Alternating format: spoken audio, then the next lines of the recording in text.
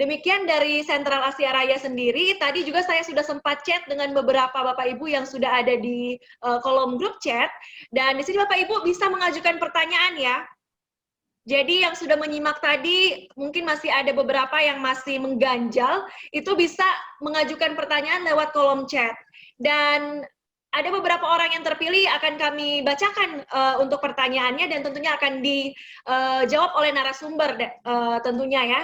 Dan jadi bisa menuliskan pertanyaan di kolom chat dan juga nanti kita akan jawab. Dan untuk orang-orang yang beruntung tentunya akan mendapatkan merchandise eksklusif ya dari Sentral Asia Raya. Baik, Pak Farul dulu ya. Pak, di sini ada dari Bapak Franciscus menanyakan ya, Pak Frans di Tangerang. Pak Frans ini menanyakan bahwa jika tren pandemi COVID masih meninggi sampai akhir tahun, apakah akan berdampak terhadap ekonomi? Bisa terjadi pemulihankah atau memburuk?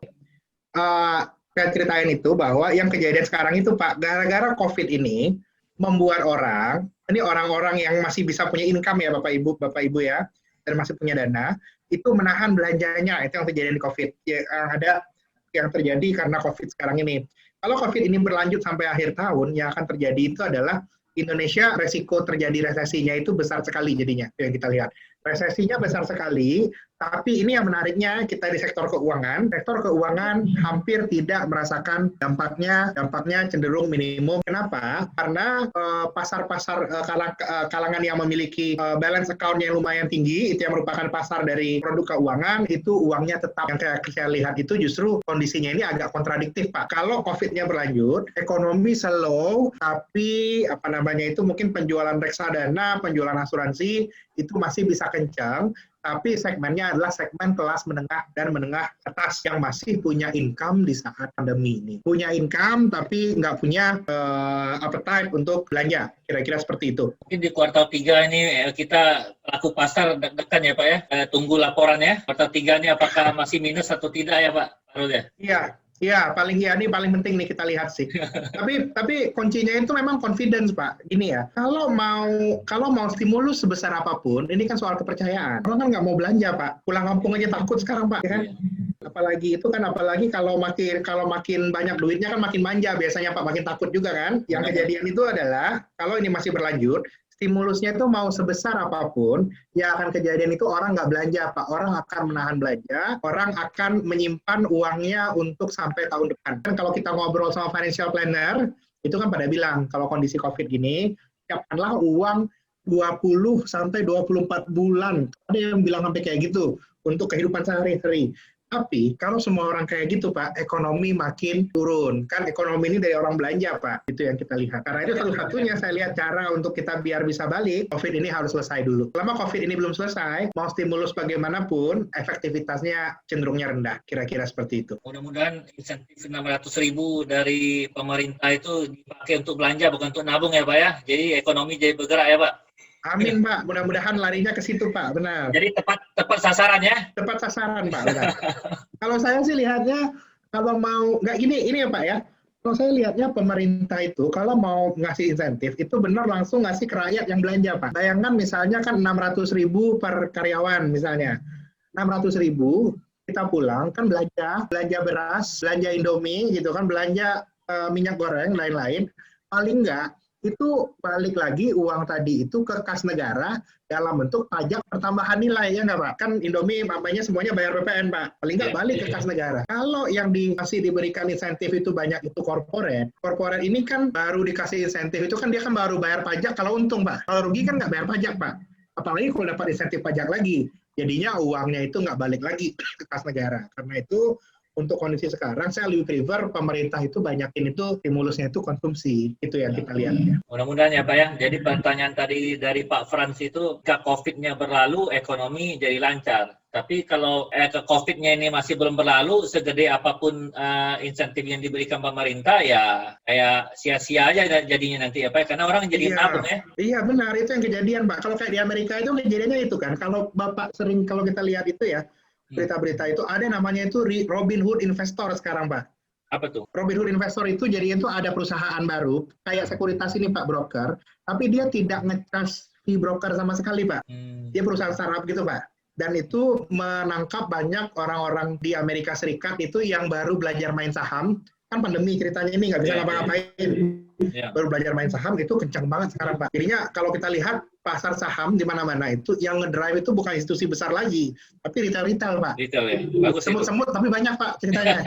Itu yang kejadian sekarang. Baik, terima kasih Pak Fahrul. Mudah-mudahan sudah jelas untuk pertanyaan dari Pak Frans. Intinya ya memang perputaran ekonomi itu harus tetap terjadi dan tetap berlangsung ya Bapak Ibu sekalian. Dan untuk mungkin ini bisa dari Bu Regina ataupun Pak Suhendri ya untuk dapat menjawab. Ini ada pertanyaan dari Sampit Bapak Ibu, dari Pak Tatak ya, dari Sampit.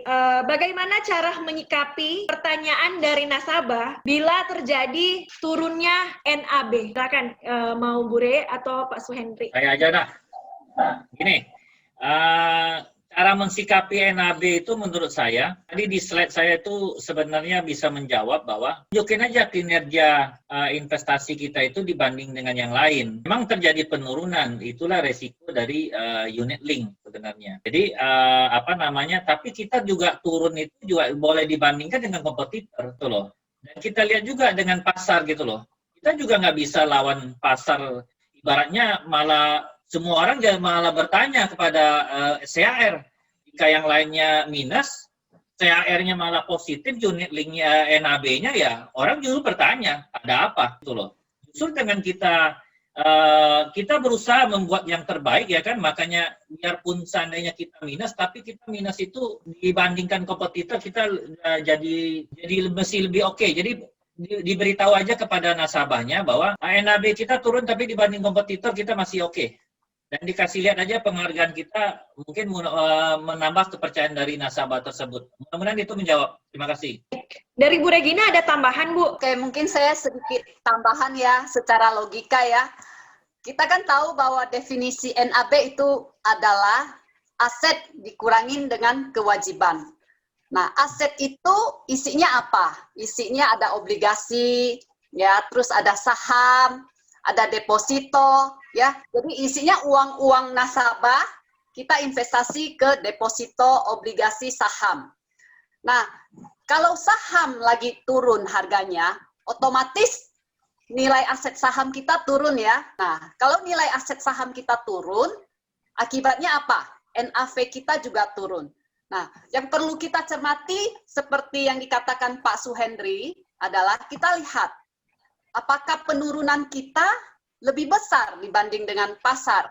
Ya, pasar di sini kita lihat indeks saham. Ya, kalau indeks saham turun 5%, kita turunnya 3%, oh itu masih wajar karena kita turunnya lebih dikit daripada pasar. Ya, jadi demikian cara kita menjelaskan. Kalau memang mau lebih detail lagi Bapak untuk mempelajari kenapa turunnya dan turunnya di sektor apa, ya Bapak mungkin akan lihat di fact sheet kita, itu biasakan ada sektor-sektor industri ya. Kalau misalkan investasi di saham, ya CAR investasinya di sektor apa? Kita lihat di fund fact sheet ya. Dari situ kita juga lihat kondisi pasar. Oke. Jenis-jenis saham yang termasuk dalam sektor misalkan infrastruktur lagi naik atau turun. Kalau turun ya wajar. Kalau misalkan CR punya saham sektor infrastruktur turun juga. Jadi ya itu yang kita jelaskan kepada customer. Yang perlu kita tekankan adalah jangan panik waktu turun ya. Tetapi waktu turun kita harus menyimak dengan baik. Kalau turunnya sangat dalam ya kita harus ambil itu sebagai kesempatan untuk kita beli ya. Kalau kita berinvestasi di unit link kan tidak langsung ke sahamnya ya. Jadi kita beli unit linknya karena dengan beli unit linknya berarti Bapak juga ikut membeli saham yang ada di dalam unit link. Jadi itu cara Bapak menjelaskan ke customer ya kan. Kalau beli lewat unit link kan sahamnya sudah gabungan, turun gabungan. Ya, kalau kita beli sendiri di pasar saham kan kita mesti pilih saham apa nih yang turun yang saya beli. Jadi pengelolaannya tidak maksimal. Nah, di saat pandemik ini seperti kata Pak Fahrul ya, bahwa sektor keuangan akan terus bertahan. Kenapa? Karena bagaimanapun ya orang-orang tidak belanja punya dana. Jadi saya sangat berharap teman-teman di marketing aware mengenai hal ini dan mengambil kesempatan ini untuk mengajak rekan-rekan, nasabah-nasabah, prospek supaya melirik investasi di unit link atau investasi apapun di asuransi, di perusahaan asuransi. Demikian tambahan dari saya ya Gladys, thank you. Baik, terima kasih Bu Regina.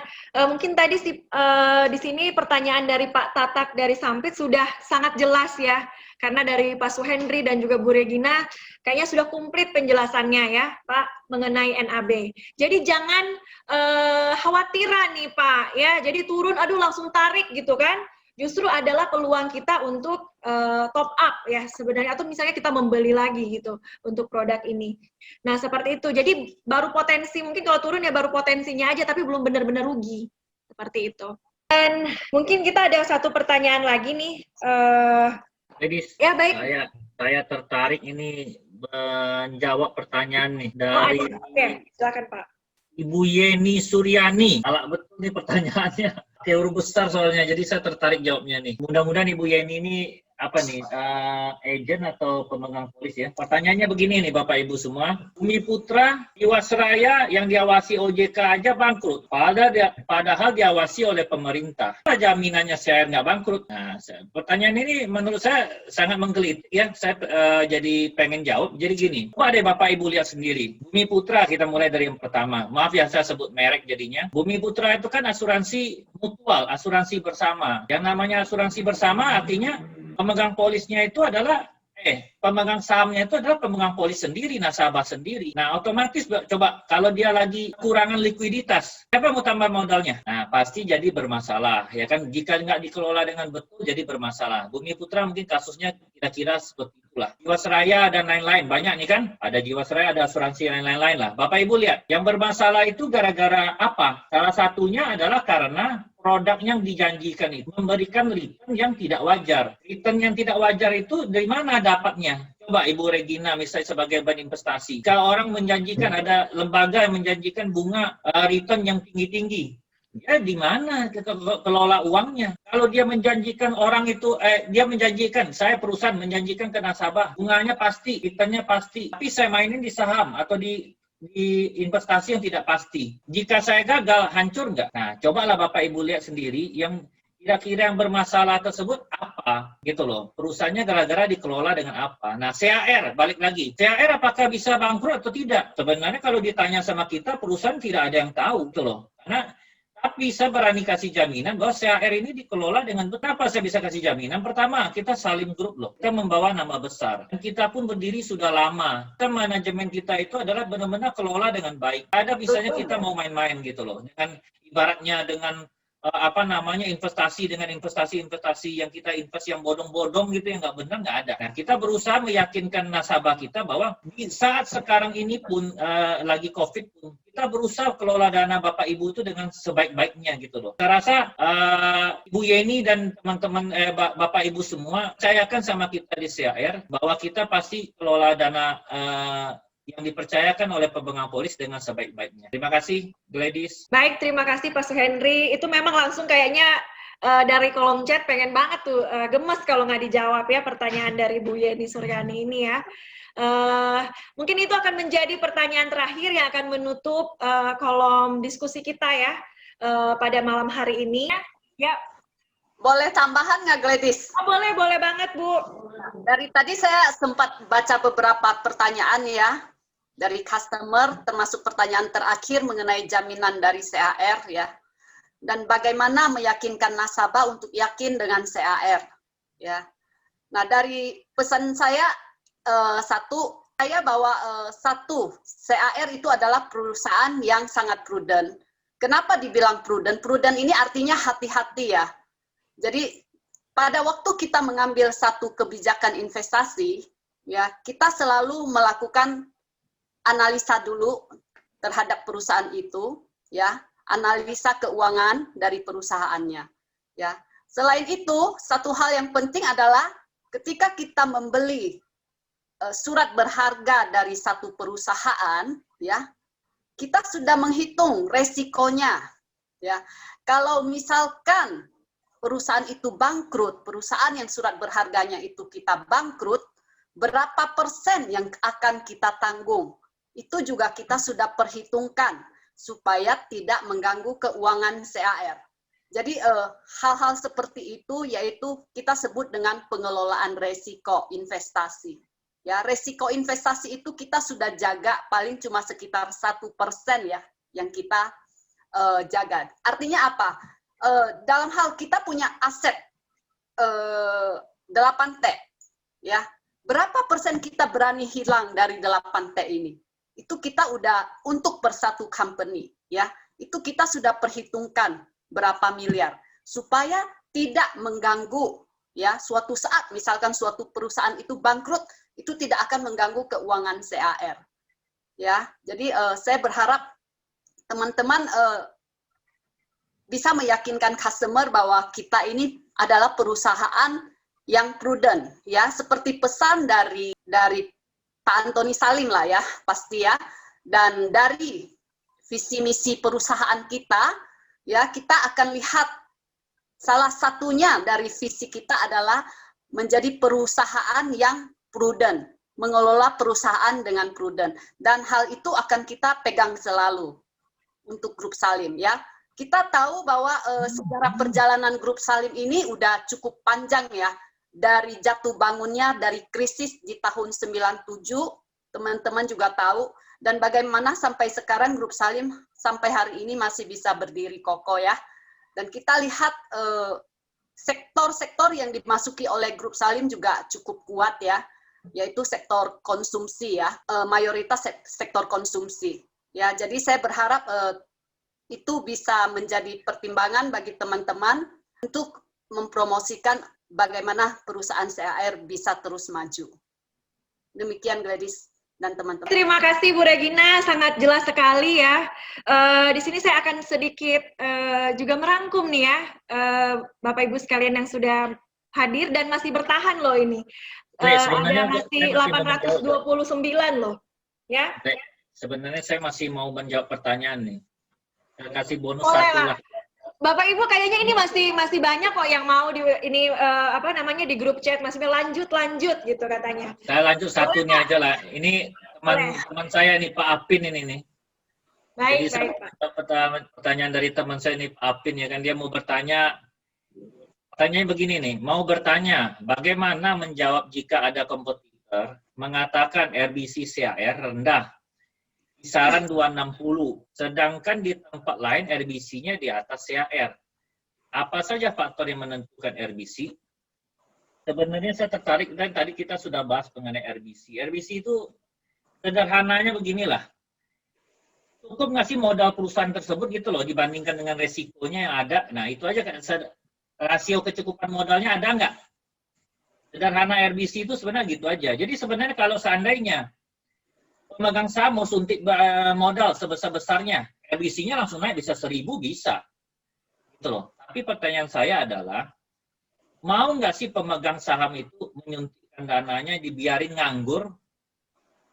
Gitu loh. Untuk apa RBC besar-besar? Coba Bapak Ibu lihat sendiri, perusahaan-perusahaan yang RBC-nya besar-besar, tercermin apakah menjamin NAB dia bagus?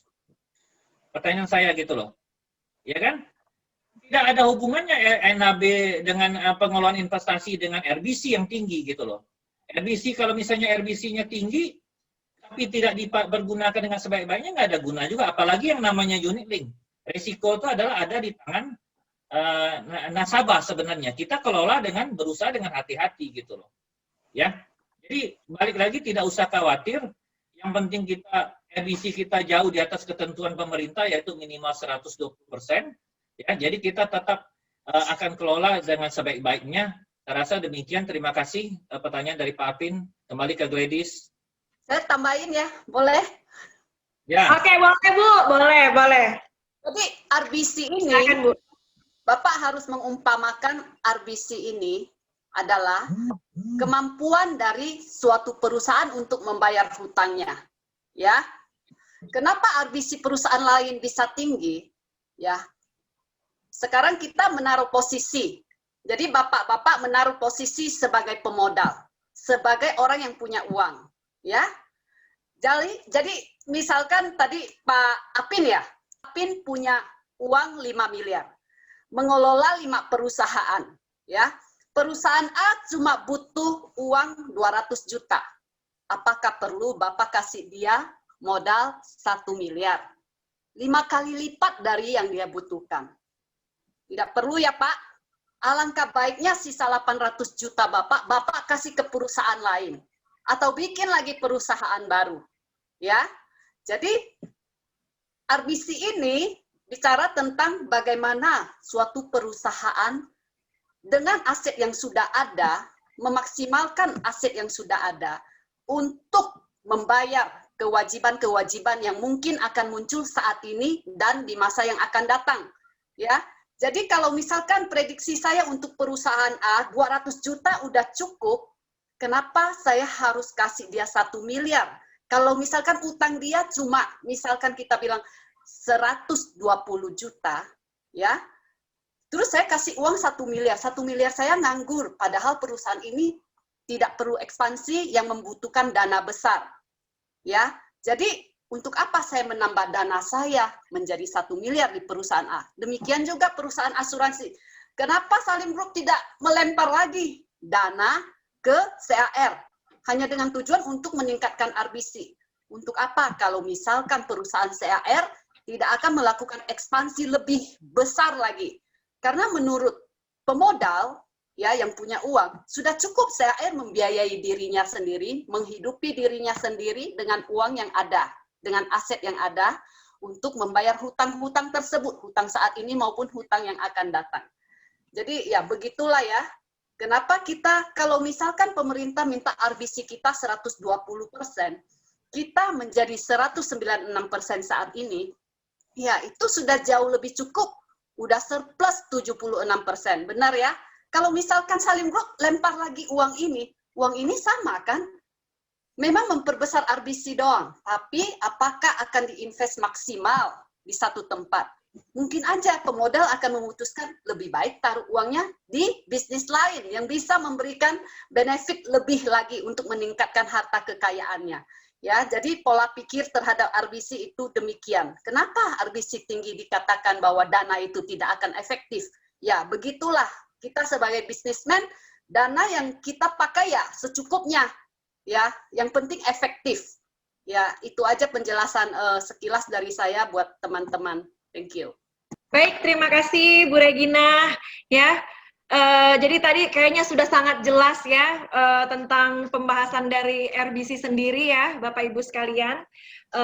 Dan di sini Gladys akan sedikit merangkum ya untuk yang sudah dipresentasikan oleh Bapak Ibu, oleh Bapak-bapak narasumber ya, oleh Pak Fahrul sendiri. Beliau sudah membawakan tentang economic update ya, misterinya ke depan seperti apa, dan tadi sudah dikatakan juga oleh Pak Fahrul bahwa nggak usah khawatir juga ya Bapak Ibu bahwa pertumbuhan kita untuk investasi di asuransi ini juga masih positif nih Bapak Ibu. Jadi untuk Bapak Ibu yang sekarang memasarkan produk unit link jangan cemas gitu ya. Semakin banyak yang masuk juga ini tentunya akan mendongkrak ekonomi dan kita juga tentunya akan terproteksi seperti itu ya. Dan perhatikan juga untuk misalnya kita memprospek nasabah bahwa kita juga harus tahu nih Bapak Ibu bahwa ada tahapan kehidupannya di mana kita juga harus mengarahkan bahwa wah ini ternyata investasi yang tepat ya sesuai dengan tujuan dari nasabah yang kita prospek tentunya ya. Dan dari Pak Suhendri sendiri tadi sudah menyajikan data yang sudah membuktikan bahwa dengan kompetitor, CAR sendiri itu tidak kalah bersaing. Bahkan kita dengan nilai NAB ini pertumbuhannya juga sangat positif, seperti itu ya. Dan pengalokasian kita juga tidak mau sembarangan, tidak mau sembrono, ya. Karena kita juga sudah terbukti, Bapak Ibu tahu, secara bisnis asuransi, bisa jadi kita sekarang udah yang tertua dan eksis loh. 45 tahun ya di dunia industri asuransi ya Bapak Ibu ya. Jadi Indonesia baru sudah merdeka berapa tuh?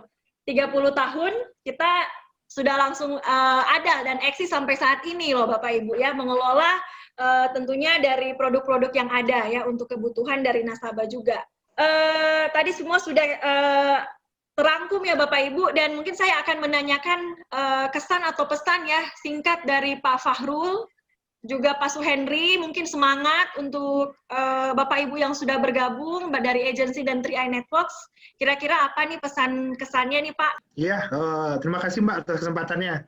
Mungkin kalau kesan atau pesannya ya, ini mungkin yang satu hal yang saya suka sih, ini baru pertama kalinya saya, sepanjang saya Zoom call dalam 4 bulan terakhir, pesertanya 900 orang, ini baru pertama kali sih. Ini kita bilang luar biasa. Saya sih tepuk tangan bahwa ya, ini paling ramai. Terus kita lihatnya juga antusiasmenya juga tinggi. Saya really appreciate. Mungkin kalau untuk kedepannya saya sih lihatnya itu selalu ingetin biasanya, walaupun memang kondisi ekonomi itu emang susah, tapi kita jangan menyerah. Itu yang pasti sih yang kita lihat, selalu ada opportunity di balik setiap goncangan yang ada. Tergantung kita aja, apakah kita mau lihat itu dari sisi negatif atau sisi positifnya. Kalau saya sih selalu biasa melihat bahwa selalu ada opportunity di balik berbagai turbulence yang ada. Mudah-mudahan kita bisa sukses selalu ke depannya. Terima kasih. Baik, terima kasih. Mungkin applause walaupun tidak kedengaran sama Pak Fahrul ya. Terima kasih Pak Fahrul sudah mempresentasikan ya topik yang sangat menarik untuk kita semua ya Pak. Terima kasih banyak dan sukses untuk Pak Fahrul. Mungkin dari Pak Suhendri Pak ada pesan-pesan atau mungkin kata-kata semangat untuk para tenaga pemasar, Pak? Terima kasih dulu ke Pak Fahrul yang sudah jadi pembicara tamu ya. Saya sebagai penutup, saya cuma mau meyakinkan Bapak Ibu semua bahwa CAR kita bukanlah perusahaan yang tidak bonafit. Kita berdiri dari tahun 1975, otomatis kita juga salah satu perusahaan yang multinasional. Berapa kali investor dari luar pengen menjadi pemegang saham membeli perusahaan kita, kita tidak jual. Salimnya tidak jual lah, bukan kita, salimnya tidak jual. Padahal sudah banyak sendiri, Bapak Ibu tahu sendiri beberapa perusahaan yang sudah join dengan pemodal yang dari luar, saya istilahkan tadi. Gitu. CAR juga sampai sekarang tetap bertahan sebagai perusahaan multinasional yang menurut saya salah satu perusahaan yang sangat bonafit, yang mengelola duit dengan nasabah dengan sebaik-baiknya. Saya minta Bapak Ibu semua tolong sampaikan hal-hal positif ini kepada para pemegang polis, kepada para agen semua, info-info positif yang sehingga semua serangan yang dari luar, yang tadi saya baca juga di chatnya itu bahwa ada orang yang menjelek-jelekkan perusahaan kita, menurut saya itu sesuatu yang wajar, karena kalau seandainya kita menjadi satu perusahaan yang terkenal, otomatis dalam tanda kutip ada yang sirik dalam tanda kutip itu loh. Nah kalau dengan dia sirik dia nggak bisa bersaing, akhirnya gimana? Dia berusaha lah jelek-jelekin, carilah masalahnya, misalnya tadi yang RBC-nya rendah lah dibilangin gitu loh, padahal nggak ada terkait dengan yang lain-lainnya gitu loh, ataupun ada yang bilang apalagi tadi ponzi lah saya baca atau apapun gitu loh. Nah itu menurut saya yang negatif-negatif itu wajar ya menurut saya, selagi kita jualan dengan cara yang betul, kita memberitahu kepada nasabah hal-hal yang benar, yang betul, menurut saya kita nggak usah takut. Makanya Bapak Ibu semua mohon Bapak Ibu kalau yang belum follow sosial media kita, mohon di follow, nanti Ibu Gladys yang sebutin, saya nggak gitu hafal ya. Mohon Bapak Ibu follow, karena kenapa?